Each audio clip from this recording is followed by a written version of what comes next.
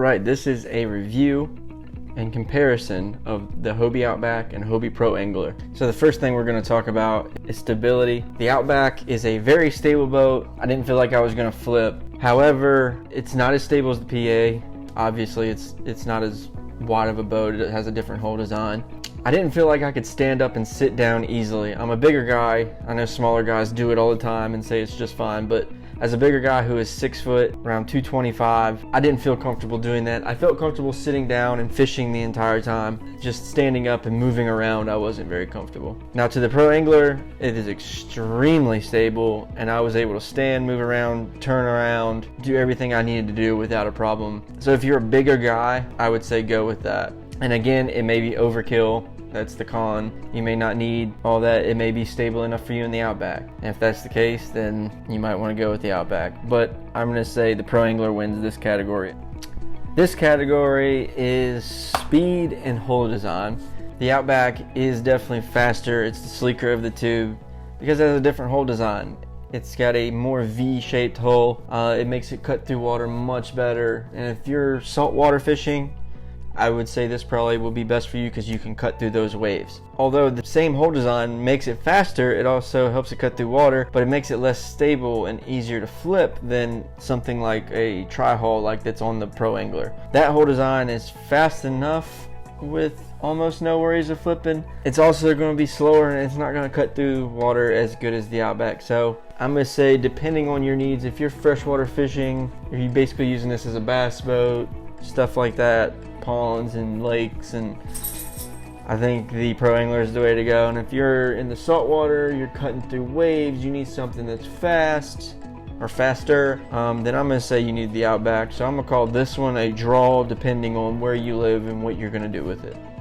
Next is accessibility.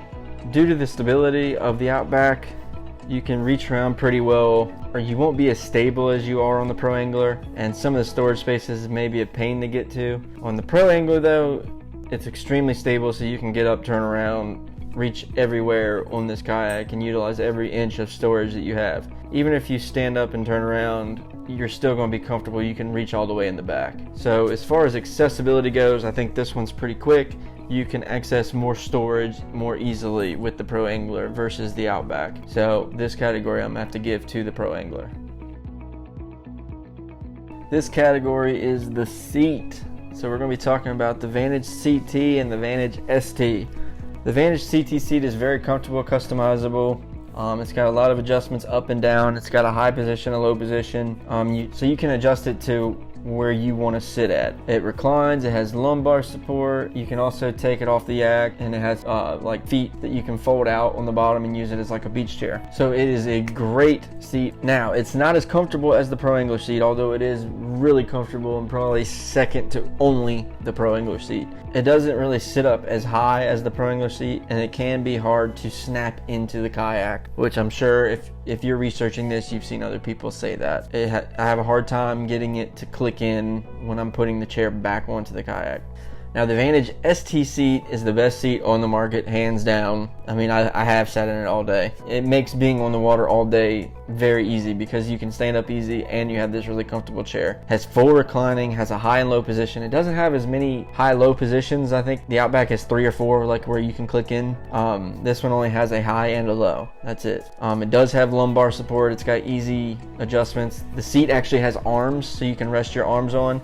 And those are where reclining settings are. They're tied to a rope that you twist. It brings the seat up and down, and it brings us back, forward, and back. So it's the most intuitive seat. It's easiest to adjust. It has directions printed on the arm of the chair. It's also super fast and easy to take in and out. You don't have that same problem where you do with all the Vantage CT seats, having trouble clicking them in. You literally just undo one little lat, fold the seat up, and it pops right out. And it's super easy to put back in. Literally 5 seconds you can take it in and out and not have to worry about it. And you can also use this as a beach chair as well. So in this category, I think the clear winner is the Pro Angler. However, the CT seat is only second to the Pro Angler seat. I'm still going to have to go with the Pro Angler on this.